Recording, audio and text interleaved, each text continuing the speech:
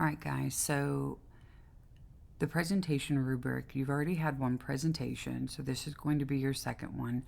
And it's going to be really important that you understand that this is a post-test on your grade card.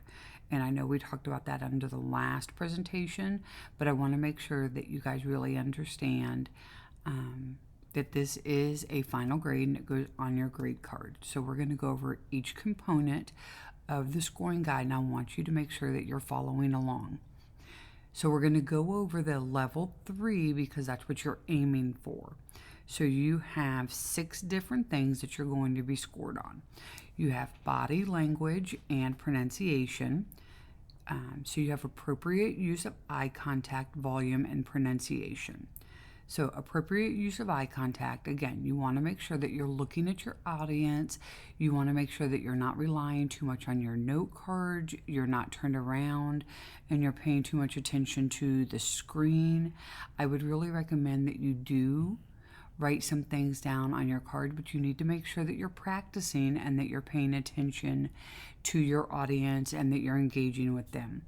Your volume, again, it's very important that you're speaking up, that you're talking loud enough that everybody can hear you. You don't want to be screaming to your audience, but again, you want to be talking in a nice modulated tone to where, again, everybody in the room can hear you. And pronunciation. That's where your practice is going to be coming in at. You want to make sure that you can pronounce all of your words correctly, that you're not stumbling over things. On pace, it's generally understandable pace adapted to the audience. Again, you don't want to be super fast, but you don't want to be very slow. You want to be at a nice, even pace. Organization. Most details are placed in a logical order. If you follow the outline that we're going to give you, this one should be super easy for you. You don't want to have facts just jumbled up to where they don't make sense. Your research should go in a logical order. That's what this one is talking about. Message. Message is mostly focused towards targeted audience and task. When you go through our presentation today, one of the things that we're going to be talking about is who your audience is. Most of you are going to realize really quick that your audience should be your teacher and your peers, your classmates. So you want to make sure that's who you're making your task and your audience for. You're not speaking for a professor or a doctor, and you're not making this for your 3-year-old brother or sister either. So you really want to make sure that your audience is focused for your teacher because they're obviously giving you your grade, but you're also talking to your peers. So you really want to focus on that. Vocabulary, style, and conventions. Vocabulary, style, conventions are appropriate for targeted audience. So again, we're using the correct vocabulary. When it's talking about style and conventions, guys, that's really on your PowerPoint. It's going to be important that you're going through and you're making sure you don't have a lot of spelling errors. You want to make sure that you've actually proofread these things. Have somebody else look over it. Visual aid. Sufficient use of visuals, graphics, audio enhancements when appropriate to clarify message. Text is professional and follows language conventions. Spelling errors are minimal and do not affect readability. Again, it's very important that you have somebody else look over this. Have a classmate look over it. You guys can exchange those. You want to make sure that your visual aid, again, it's not so dark in the background that you can't see things. You're not using a font that's difficult to read. You haven't put so many graphics in it that you can't read the font. You haven't used a font that is so impossible to read that it's not going to make sense. You're not using a super light font. These are all things that are very important. You haven't used such a tiny font. Nobody in the back can see it. You really need to pay attention to all of these things because that affects your visual aid. When you look at the 2, you'll notice that for body language and pronunciation, instead of it being appropriate use of eye contact, it's now inconsistent use of eye contact.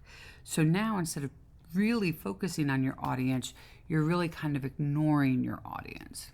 For pace, instead of it being generally understandable, now pace is partially adapted to the audience and or partially understandable. Organization. Instead of most details being in place, it's some details are not logically in place. So now you've kind of got a jumbled presentation. For message, a 3 was message is mostly focused towards the audience, but for a 2, it's most details, or some, pardon me, it's some details to tailor the message are appropriate, but they're unfocused. Do you see how a 3 and a 2, a 3 you're very focused, a 2 you're very unfocused? For vocabulary, style, and conventions, a 3, the vocabulary, style, and conventions are appropriate, but for a 2, the vocabulary, style, and conventions are sometimes appropriate. And then visual aids. On a 3, you have sufficient use of visual aids, but a 2, it's insufficient or inapplicable use of the visual aids. So in other words, they're really not being used, they're not good quality, things along that lines. Also notice that on a 2, your visual aid, it says text is readable and shows some effort to follow language conventions. So in other words, you're really having some struggles there. You can go the other way, guys, and you can get a 4, and that means that you're really focusing on your eye contact and your volume. Your pace is very good quality. You're using really good voice inflection, so you've got some really good tone in there. Your organization is very logical. Your message is highly focused. The use of audience-specific language and examples. This is the first one that's talked about examples that we've seen. For vocabulary, style, and conventions, it's really talking about how we're using audience-specific vocabulary. So again, very specific. And then your visual aids. This one's the key. It's use of strong visual graphics, audio enhancements when appropriate to clarify the message, as well as visuals are strategically used to enhance the presentation. So not only do you have a really good presentation, but now you're referencing that presentation back in the back when you're actually talking. So you're actually pointing to the board, maybe you're referencing a graph, you're referencing a picture, something along that line, and that's going to be key and critical.